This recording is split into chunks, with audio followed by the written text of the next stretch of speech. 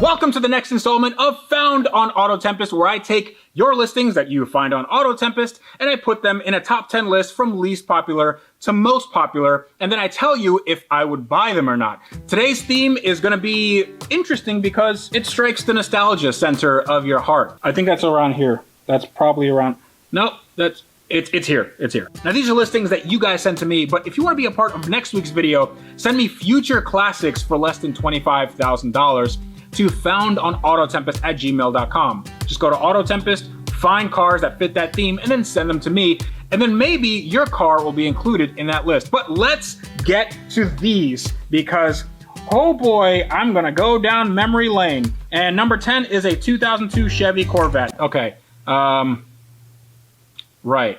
So the Corvette is loved all over the world, especially right here in America land, and especially where I live in Florida. You're practically tripping over these things. But these Corvettes, the C5 Corvette, if you get one that's like a base model, maybe even automatic, these are very, very cheap. I've seen them in the $10,000 range and even less if you have one with some miles. Now, you can get a pretty decent one. You're not gonna get a Z06 or a ZR1 or anything like that, but these cars are very good in terms of bang for the buck performance. Their interiors aren't exactly the best quality, but that's not what these cars are about. They look great, they sound great, and this is, for all intents and purposes, a bargain supercar. Now, if I found one for very, very cheap that needed work and it had a lot of miles, I would absolutely buy it, because at this point, you're getting a real tried and true sports car for Hyundai money.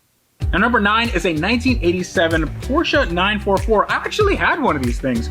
These were great. This was supposed to be a sort of kind of successor to the 911. Back in the 80s, they did a lot of weird stuff. They didn't think that the 911 would survive, and yeah, that idea wasn't really good. But the 944 was good. Now, the 924 had a van engine. That was like the lower model. Now, the 944 had these wide fender arches. It had a better engine. It had a 2.5 liter 4-cylinder. It had a single overhead cam and then a dual overhead cam in the S. And then they had a turbo, which was even faster. I mean, these things weren't exactly fast, but these cars are very cool. They're actually not that bad to maintain. Repairs are very reasonable.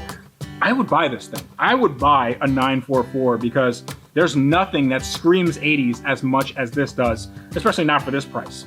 Number 8 is a 2003 Pontiac Solstice.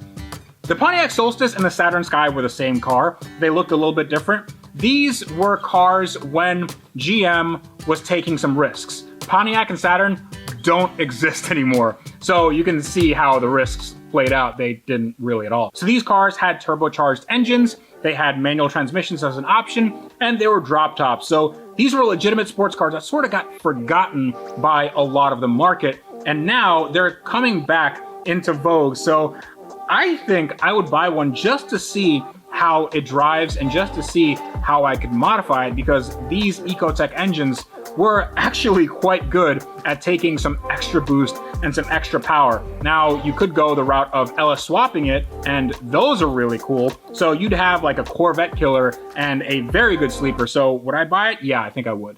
Number 7 is a 1988 Toyota Supra Mark III. Now, the Toyota Supra has this crazy godlike status among car enthusiasts. The Mark IV, which is the Fast and Furious one, and they're getting very, very expensive to the point where they're unobtainium. If you bought one years ago, then you are actually the smartest person that anybody's ever seen. But the Mark III, the older version in the late 80s and early 90s, that is still a very, very good value, because you have the 7M engine that, although known for its head gasket failures, can take a lot of boost if you fix that. So these cars are very worth the price that they're asking, especially less than 15 grand. All right, so number 6 is similar to the Toyota in that this is not the unicorn version of a car, but the older version of that unicorn version. So this is a 1988 Mazda RX-7. This is the FC. It's not the FD, but this one has almost the same engine as the FD. It has a 2-rotor 13B, sometimes turbocharged rotary, and it makes the same noise. It can make the same power, and honestly, this looks really cool. It looks very, very 80s, has wide fender flares, and they made a ton of them. Parts aren't exactly expensive. It's not going to be the most reliable thing in the world. I don't really like rotaries, but they're a very unique experience. And if I found one for a good enough deal, and I need to make sure that the apex seals in that car are good and they're not gonna make me very, very embarrassed at a Cars and Coffee, then I would definitely buy one. But just beware, because these things need rebuilds pretty often. Number 5 is a 2004 Pontiac GTO. This was essentially a Corvette in a bigger body. So this is like a Corvette in a fat suit. This is a lot like the Supra and the Lexus SC. The SC was a little more luxurious. It had some more creature comforts. It wasn't as sporty, but the GTO has so much potential in terms of quarter mile times, in terms of performance. This is a car that you definitely don't want to sleep on, and these have gotten really cheap, especially the early ones with the 5.7 liter. So this is a must buy for any enthusiast that is in the market for cheap performance. Now, number 4, why do you guys keep picking cars that I own? So this is a 2003 Mercedes SL55. I famously bought one that was the cheapest one in the country. There have been several that are cheaper than mine now. I bought mine for $8,900 years ago, and I thought that was a big deal. You can find these for like next to nothing. And they make 500 horsepower, supercharged V8. I think it's the best looking SL ever made next to the Gullwing. This is a game-changing car if you're going from a Econobox into this. It's also game-changing in the repairs aspect because that ABC suspension is incredibly expensive and it is very unreliable. So I would definitely get a pre-purchase inspection. But if you're handy and you know a few things about cars, then you can definitely keep this thing on the road for not too much money, and it is an amazing, amazing driving car. So yes, I would buy it. In fact, I already did. Number 3 is a 2004 Jaguar XKR. This is interesting because this was the car that was in Die Another Day. And I think that was the coolest car in that movie. Now, the Aston Martin Vanquish was James Bond's car, but the XKR was that cool green with the rockets coming out of the front.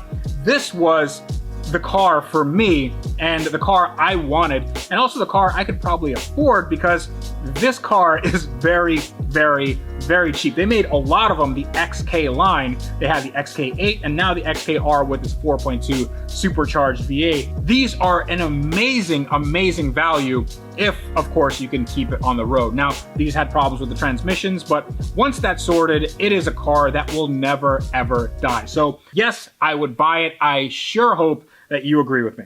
Number 2 is a 1999 Porsche 911. I'm really surprised that you can find a 911 for less than 15 grand. 911 is one of the best sports car values ever, ever, ever, ever, ever, ever. This is a car that has been developed since the 60s and honed and made better. And in 99 is when everybody hated it. 99 is when everybody turned and said, hey, we don't like the water cooling, we don't like the runny egg headlights, and we don't like the exhaust note. We don't like a lot of things about the car. But then time kind of shifted that perspective, and now these cars are becoming more desirable, and they're actually not as bad as people think. And yes, they did have an issue with the IMS bearing, but it wasn't really that prevalent, and there are lots of fixes. So you can have a very reliable, very cheap, very fast, and very fun Porsche 911. I urge you to go out and test drive one and buy it if the price is right. I have my Porsche 911 Turbo up there, and honestly, I think the 996 is a very good looking car. And number 1 is, wow, you guys have a pretty good childhood. It's a 2003 Volkswagen R32. Now, this is something where I didn't even give this car a second look until I was in my early 20s, and then I realized how good these are. So this is essentially a Golf that has a big inline 6. Actually, it wasn't an inline 6. It was like an inline V, it's called a VR6 engine, the 3.2 liter 6-cylinder with all-wheel drive, a manual transmission, and an exhaust note that sounded very, very metallic and raspy and very of its era for Volkswagen. This thing looked amazing, and the fact that you can get these for less than 15 grand, they've appreciated a little bit, and I think they're gonna appreciate more in the future. It's a great car. It's very practical. You can drive it every day, and you can modify it. I've seen a few with turbos that make a ton of horsepower. And the best part is, every time you drive it, you get a little nostalgia kick right in your nostalgia center of your heart, which I established was right here, I believe. All right, so that is it for today's installment of Found on Auto Tempest. definitely go check out all the cars on my list in the link in the video description below. I probably should have told you this in the beginning of the video, but now that you watched it, thank you for watching. If you want to give me listings for the next video, that's gonna be future classics for less than $25,000, go to AutoTempest.com and check out the listings there, find listings, send them to me at FoundOnAutoTempest@gmail.com, and your listings might make it into the next video. But until next time, this is me reminding you guys that life is just too short to drive boring cars.